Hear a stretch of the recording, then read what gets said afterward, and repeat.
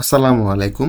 আপনারা জানেন যে কিছুদিন আগে সচিবালয়ে একটি আন্দোলন হয়েছে এবং সেই আন্দোলনে যে জিনিসটা হয়েছে খুবই একটা খারাপ একটা নিউজ আছে সরকারি কর্মচারীদের জন্য। তো যারা আসলে আন্দোলন করেছিল সেই ১৪ জন কর্মচারী অনেকেই আন্দোলন করেছিল বাট ১৪ জন কর্মচারীকে আটক করা হয়েছিল, তাদের নামে মামলা দেওয়া হয়েছিল এবং সেই ১৪ জন কর্মচারীকে এখন বরখাস্ত করা হয়েছে। আজকে ১৭ই ডিসেম্বর একটা চিঠির মাধ্যমে জানানো হয়েছে যে এই যে ১৪ জন কর্মচারী ছিল যাদের নামে সন্ত্রাস বিরোধী আইনে মামলা হয়েছিল তাদেরকে সকলকেই বরখাস্ত করা হয়েছে। খুবই দুঃখজনক একটি ঘটনা।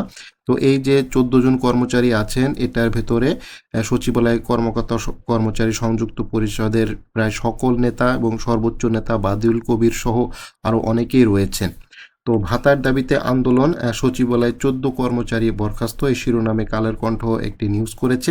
সচিবালয়ে ভাতার দাবিতে আন্দোলনের ঘটনায় গ্রেপ্তার হওয়া সচিবালয়ের ১৪ জন কর্মকর্তা কর্মচারীকে সাময়িক বরখাস্ত করা হয়েছে। এর আগে তাদের সন্ত্রাস বিরোধী আইনে করা ৫ দিনের রিমান্ডে পাঠিয়েছিল আদালত। তাদের মধ্যে বাংলাদেশ সচিবালয় কর্মকর্তা কর্মচারী সংযুক্ত পরিষদের সভাপতি বাদিউল কবির, সহসভাপতি শাহিন গোলাম রব্বানী ও নজরুল ইসলাম রয়েছেন। এরা কিন্তু পে স্কেল সহ বিভিন্ন সরকারি যে কর্মচারীদের জন্য দাবি সেটার জন্য প্রথম সারির নেতারা রয়েছেন এবং সচিবালয় ভাতার জন্য মূলত আন্দোলন করতে যেয়ে তাদেরকে সাময়িক বরখাস্ত করা হয়েছে। তো সোমবার ১৫ই ডিসেম্বর একাধিক প্রজ্ঞাপনে তাদের সাময়িক বরখাস্ত করে প্রজ্ঞাপন জারি করা হয় বলে সংশ্লিষ্ট মন্ত্রণালয় বিভাগের সূত্র নিশ্চিত করেছে। বরখাস্ত হওয়া অন্যান্য কর্মচারী হলো এখানে স্বাস্থ্য ও পরিবার কল্যাণ মন্ত্রণালয়ের প্রশাসনিক কর্মকর্তা রয়েছেন স্বাস্থ্য মন্ত্রণালয়ের অফিস সহায়ক রয়েছেন, অর্থাৎ তৃতীয় এবং চতুর্থ শ্রেণী কর্মচারী যারা বেশ কিছু কর্মচারী রয়েছেন। এই ধরনের কর্মচারী আছেন যারা আসলে এই চাকরির উপরেই তাদের পরিবার এবং সংসার ডিপেন্ডেন্ট।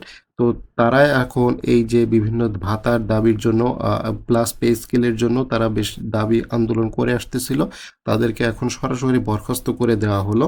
তো এখানে আপনার যে ঘটনাটি ঘটেছিল গত ১০ ডিসেম্বর সচিবালয় ভাতার দাবিতে অর্থ উপদেষ্টা সালাউদ্দিন আহমেদকে প্রায় ৭ ঘন্টার বেশি অবরুদ্ধ করে রাখে কর্মচারীরা। পরে পুলিশের সহায়তায় তিনি সচিবালয় ত্যাগ করেন, কিন্তু তারপরেও পরের দিন অর্থাৎ ১১ ডিসেম্বরও তারা এই ধরনের আন্দোলন করার চেষ্টা করে এবং তারই ফলে যেটা হয়েছে তাদেরকে তখনই গ্রেপ্তার করা হয় এবং গ্রেপ্তার করে যেটা হয় তাদেরকে সন্ত্রাস বিরোধী আইনে তাদেরকে মামলা দেওয়া হয় এবং এই মামলা দেওয়ার ফলে তাদেরকে আদালতে তোলা হয়েছে। ৫ দিন রিমান্ড মঞ্জুর করা হয়েছে এবং এর মাধ্যমেই তাদেরকে সাময়িকভাবে বরখাস্ত করা হলো।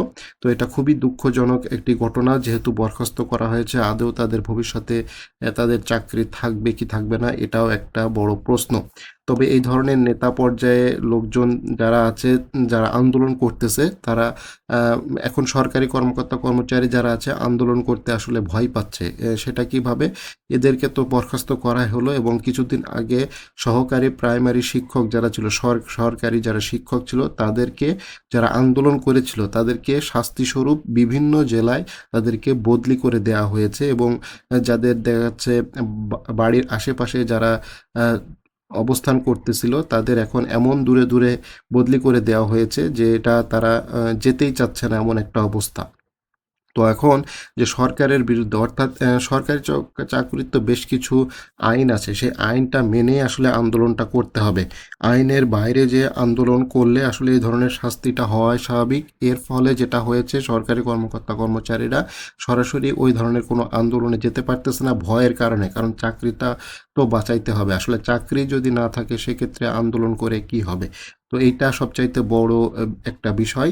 তো এই যে এখন পে স্কেলের দাবি, পে স্কেলের যে সুপারিশ, বিভিন্ন ভাতার দাবি, এই ধরনের আন্দোলন করতে হলে সরকারি কর্মকর্তা কর্মচারীদের অবশ্যই ভেবেচিন্তে পদক্ষেপ নিতে হবে। অন্যথায় ভবিষ্যতে এই ধরনের আন্দোলন করতে গেলে সেটা হিতে বিপরীত হওয়ার সম্ভাবনাই বেশি। এটা থেকে অলরেডি শিক্ষা পেয়েছে যে ১৪ জন তৃতীয় এবং চতুর্থ শ্রেণী কর্মচারী যাদের আসলে অন্য ধরনের কোনো ইনকাম সোর্স নাই, এই একটা চাকরির মাধ্যমে তাদের পরিবার চলে।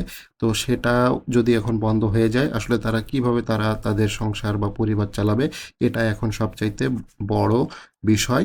তো এটা খুবই গুরুত্বপূর্ণ।